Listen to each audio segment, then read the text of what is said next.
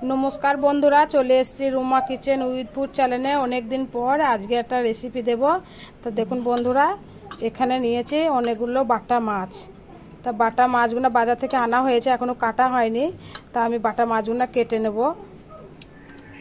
এখানে নিয়েছি আলু, টমেটো, এখানে নিয়েছি নাজনি ডাঁটাগুলো বেশ পেকে গিয়েছে বা বড় বড় হয়েছে, এখন জানি না এখন কতটা শক্ত হবে।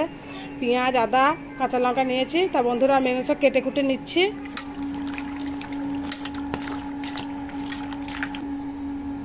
মাছে দিয়ে দিচ্ছি লবণ,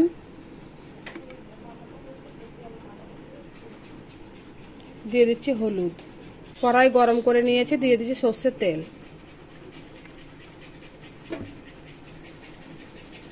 মাছে লবণ হলুদ মাখিয়ে নেব।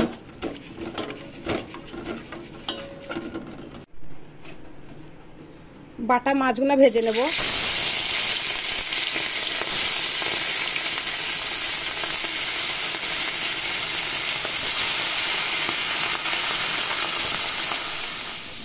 এখানে নিয়েছি গোটা গরম মশলা, এখানে নিয়েছি অল্প একটু জিরে, নিয়েছি একটু আদা, নিয়েছি 6টা কাঁচা লঙ্কা, নিয়ে নেব অল্প একটু পেঁয়াজ, নিয়ে নেব 3 টুকরো টমেটো, নিয়ে নিয়েছি কয়েকটা রসুন।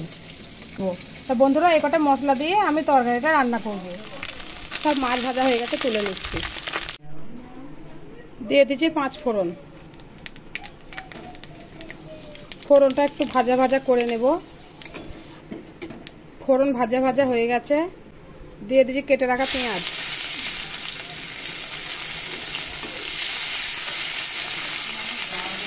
পেঁয়াজটা হালকা করে কষিয়ে নেব। দিয়ে দিচ্ছি কেটে রাখা টমেটো, ডাঁটা, আলু।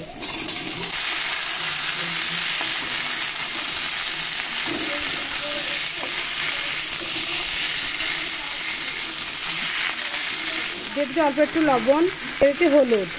লবণ হলুদ দিয়ে খুব ভালো করে কষিয়ে নেব।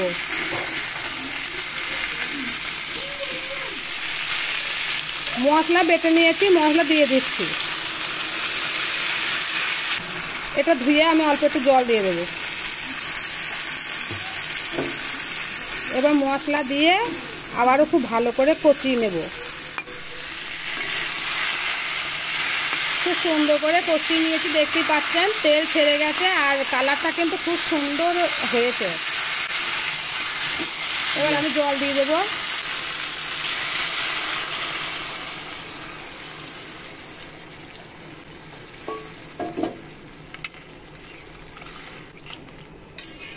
আর একটু জল লাগবে।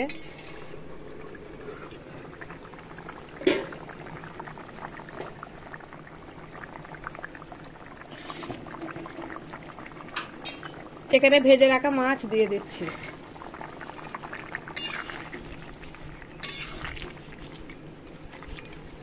মাছগুলো একটু ডুবি ডুবি দেব।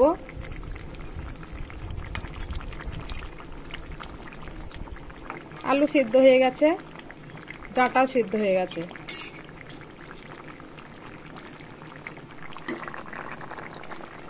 এখানে মাছের ঝোল হয়ে গেছে, পাতলা করে ঝোলটা বানিয়েছি। আর এই গরমের সময় কিন্তু পাতলা ঝোলটা খেতে খুবই ভালো লাগবে। এবার আমি নামিয়ে নেব।